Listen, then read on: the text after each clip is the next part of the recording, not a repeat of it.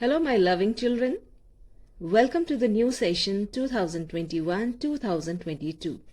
I hope you all are doing great and keeping yourself safe. Children, let's get started with the social studies classes. So today I'll start with civics. So let's start civics chapter number 1, and the chapter name is the organs of the Indian government, the legislature. So let's get started. Okay, before that, I want everybody be with the reader and pencil so that you can underline difficult words, or you can point out some important points, and you can note down important points which I will be giving in this through this video, right? And even if you don't have a book, or if you haven't purchased a book yet, so you can make a notebook where you can note down some important points, right children? So children, it's going to be a very interesting class today, so let's get started. Okay children, this is the first chapter, civics, chapter number 1, and the chapter name is the organs of the Indian government. So we know that there are the three main organs of the Indian government, and those three organs are: first organ is the legislature, second organ is the executive, and third organ is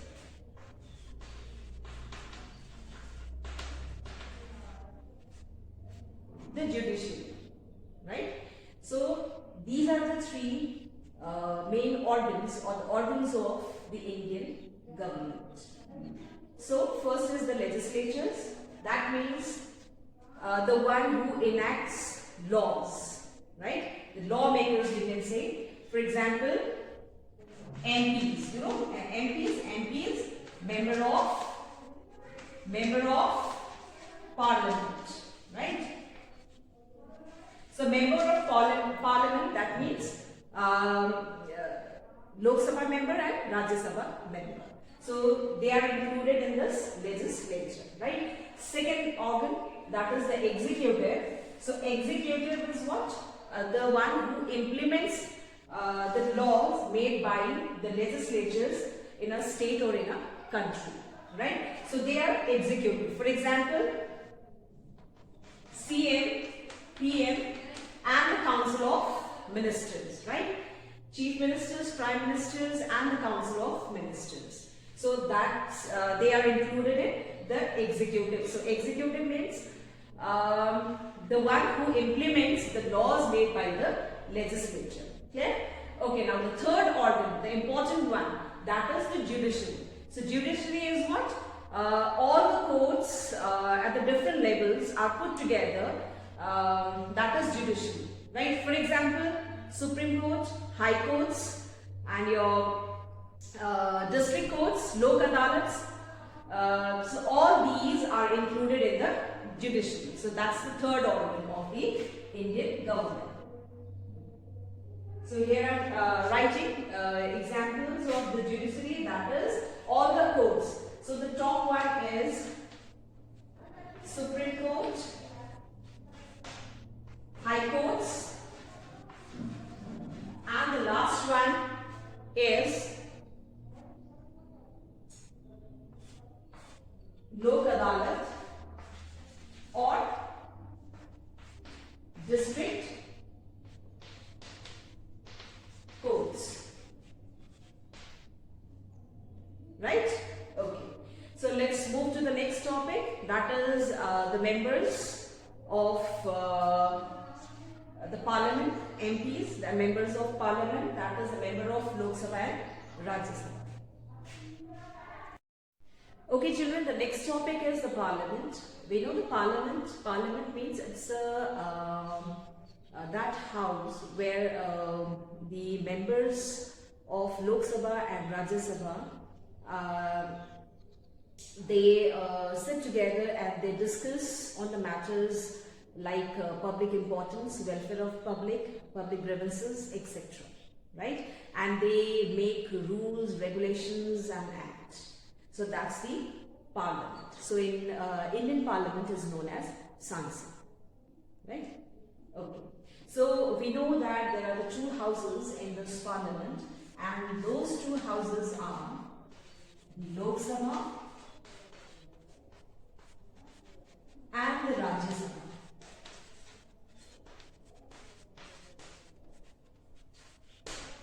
Right? So these are the two houses of the Indian parliament, and in this parliament, except these two houses,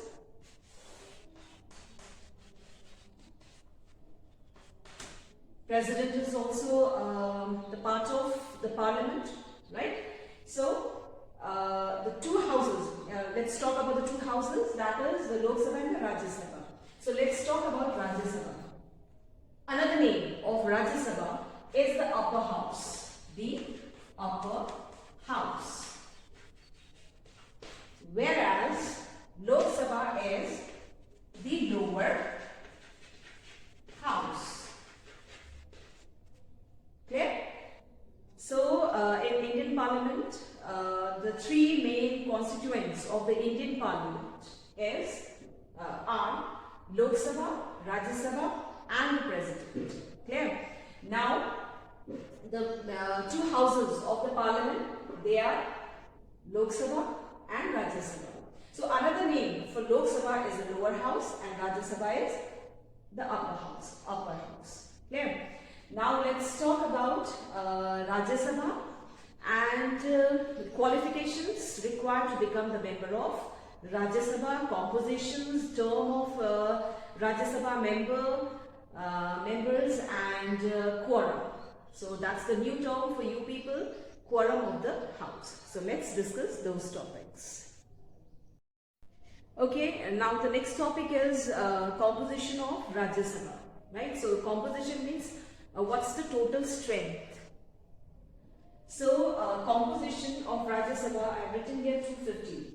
Right? Effective strength is 250, out of which 238 are elected and 12 are nominated by the president. Right? So this is the composition of Rajya Sabha. Now the next topic is qualifications required to become the member of Rajya Sabha. So what are the qualifications? Top of all, qualifications to become the member of Rajya Sabha. Top of all, the member needs to be citizen of India. So top of all, the qualification is he or she must be citizen of India. So if a person is an alien means outsider, right? Or if a person is not holding a citizen of India, he is not a citizen of India, so that person is not eligible for the contesting elections, or cannot be the member of Lok Sabha or Rajya Sabha, right?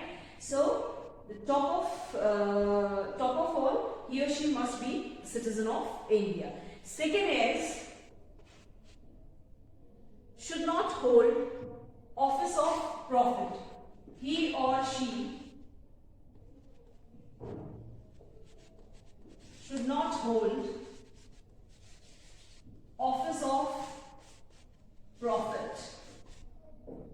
So this is important. Should not hold office of profit. That means a person cannot hold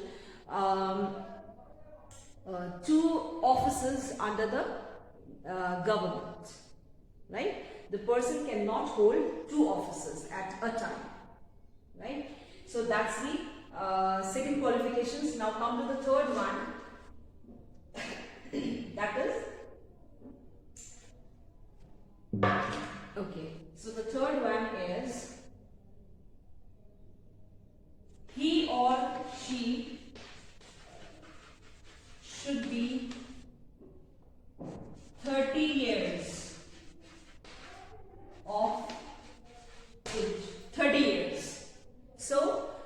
person must be 30 years or above 30, right? So if a person is 29 years and 11 months, then that person is not eligible for the to become the member of Rajya Sabha, right? So the person must be 30 years or above 30. Clear? Okay, now next is next qualification is should have that qualifications, that person must have that qualifications as prescribed by the laws or prescribed by the parliament. Should have persons that qualifications as prescribed by the laws, right? Okay, now the next topic is term. Term means tenure. So once a person is elected or nominated as a Rajya Sabha member, he or she can serve for 6 years. So the term is 6 years. Term, or we can say tenure. So tenure of Rajya Sabha member is 6 years. Right? That's the 6 years. Now, one more important thing is this. Here I have written 6 years, but after every 2 years, 1/3 of the total members are retired. Right?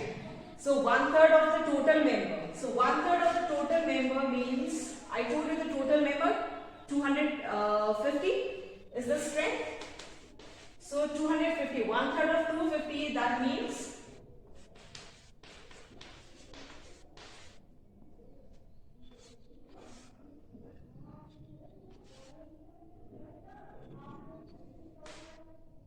83.3. So that's 84 members, right? So after every 2 years, 84 members are retired after every 2 years, right? That is why and that vacant seats are filled by newly fresh elected members, right, children? That is why this Rajya Sabha is a permanent, we call it permanent chamber, permanent house. Clear? The seats are never vacant, right? Okay, now, so 1/3 of 250 members, that means 1/3 of the total strength, that means 83 point something, that is 84 members are retired after every 2 years. That's why the seats are never vacant. That is why Rajya Sabha is known as a permanent house or permanent chamber. Clear? Okay, now let's move to the next topic. Okay, one more important thing that I missed out. The total strength, present strength of Rajya Sabha is 245. So there are 245 members, whereas 250 seats are there. Maximum strength is 250, but the present there are 245 members are there at present, right? Out of which 12 are nominated. So 12 are nominated by the president. So these are the nominated members. Now 200 at present, there are 233 members.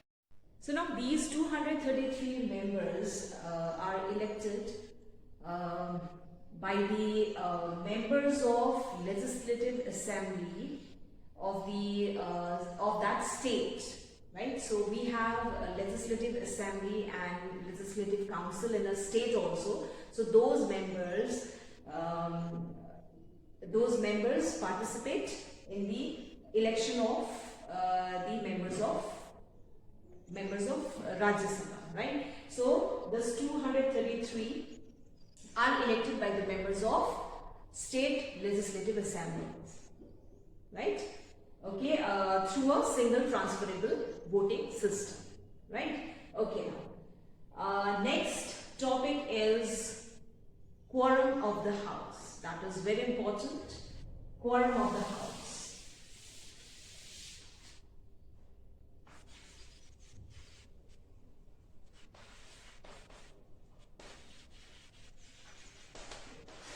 So quorum of the house means the minimum member to be present before the meeting starts. or to start Rajya Sabha meeting, right? So, or in another word, or in another way, we can say that 1/10 of the total member of Rajya Sabha to be present to start a meeting. To start a meeting, that is known as quorum of the house, right? Okay, here point to be noted is 1/10 of the total members. So I told you 1/10 of total member, that is 250 is the total strength, right? So 1/10 of 250, that's 25. So 25 members should be there to start a Rajya Sabha meeting. Clear? If the members present that day, the particular day to start a meeting is only 24 or 23, then the meeting could not be held because quorum is not achieved, right? So quorum is what? That's the minimum members to be present to start a meeting, or 1/10 of the total members. So we know the total member is 250. So 250. So 1/10 of 250 is 25 members. So 25 members are required to start Rajya Sabha meeting. So that's the quorum of the house, quorum of Rajya Sabha. Clear? Okay. Okay, let's talk about the salaries and the allowances of the members of Rajya Sabha. So salaries monthly, they draw the salary, that is 50,000, approximately 50,000 they are getting, the members of Rajya Sabha, and allowances also they get during the session, that is 2,000 per day they are getting, right, allowances, and 50,000 they have their salary, monthly salary. Right, and beside these, they also get the free travel and tickets, free travel tickets, and rental charges are free, and other allowances, other facilities also they get. So that's the salaries and the allowances of the members of Rajya Sabha. So children, today we have covered most of the topics of this chapter. And the topics we discussed today are the constituents of the Indian Parliament, the main organs of the Indian government, and we discussed about the two houses of the Indian Parliament, the Rajya Sabha, Lok Sabha, and qualifications required to become the member of Rajya Sabha, quorum of the house, and many more we discussed today, right children? So that's all for the day. We'll continue this chapter in the next video. Till then, stay safe, stay healthy. Thank you.